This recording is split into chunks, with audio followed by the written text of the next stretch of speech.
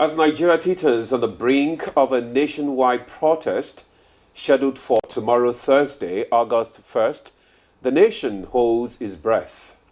Well, the planned demonstration, spearheaded by a coalition of civil society groups, labor unions and concerned citizens, aims to draw attention to the country's pressing issues, including economic hardship, insecurity and governance concerns.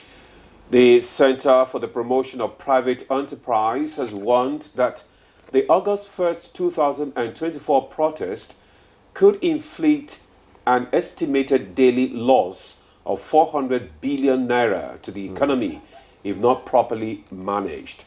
Indeed, with tensions running high and the potential for chaos looming large, the question on the lips of many is, can this protest be averted? What are the grievances driving this movement?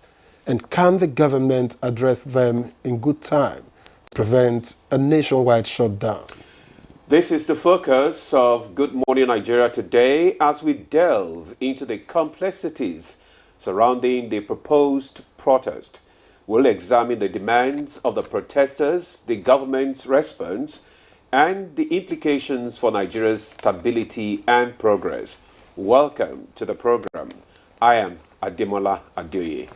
And that's not the only focus for today. We also have another topic, which is gender-responsive governance, in the second part of the program.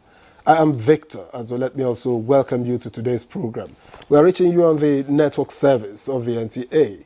Soon enough, Chukwudi Okoli will join us for the newspaper review, but that will be after highlights of the news with Dennis Adegunloye. Good morning, Dennis. Good morning, Victor and Ademola. Good morning, Nigeria. Here is the morning news. Vice President Kashim Shettima has solicited the support of Nigerians for the actualization of the programs and policies of President Bola Ahmed Tinubu's administration, insisting that the president means well for all Nigerians.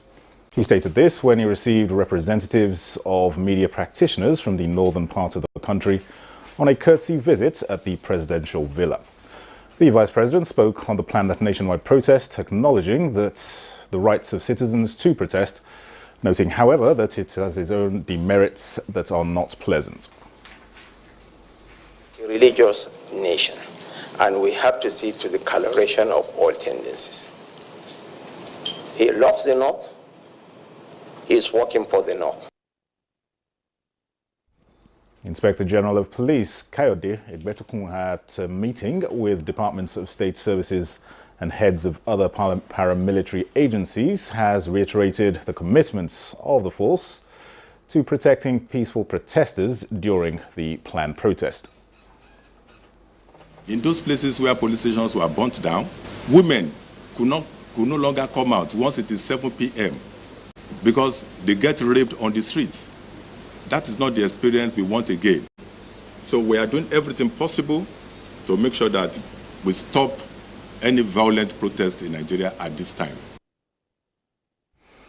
And in view of the security implications of the proposed nationwide protest, the Minister of Defense, Mohammed Badaru Abubakar, has appealed to Nigerians to shelve the protest and embrace dialogue. The minister made the appeal while addressing journalists at the Ship House in Abuja, noting that past protests resulted in security breaches and mass destruction of public property.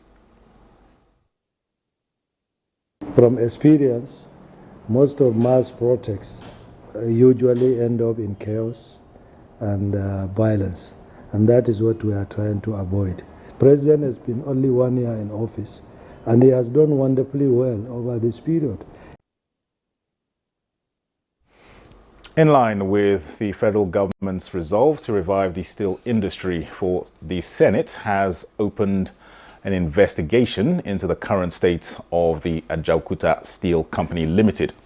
At the commencement of the hearing, the legislators raised questions over the 4.2 billion naira appropriated to the company for personnel costs for what they called unverified workers in the 2024 budget. Somebody must be paying the salaries. How do you fund them? And under what heading? We also have to look at the share sales and purchase agreements between the federal government of Nigeria and Global Infrastructure Nigeria Limited and Global Steel Holdings Limited. Also investigate the extent of the compliance and performance of GINL in line with the terms of concession agreement.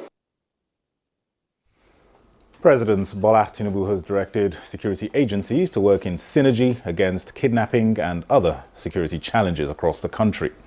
The National Security Advisor, Nuhu Ribadu, re-echoed this while receiving rescued kidnapped victims in Abuja.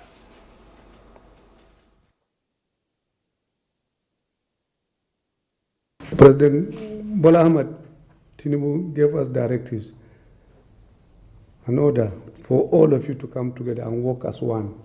We are seeing the benefit of it, and we are working. Things have improved greatly. Government of Bola Ahmed Tinubu is working. Well, those are the highlights of the news at this time. Good morning, Nigeria continues with Ademola and Victor. After this break, please don't go away.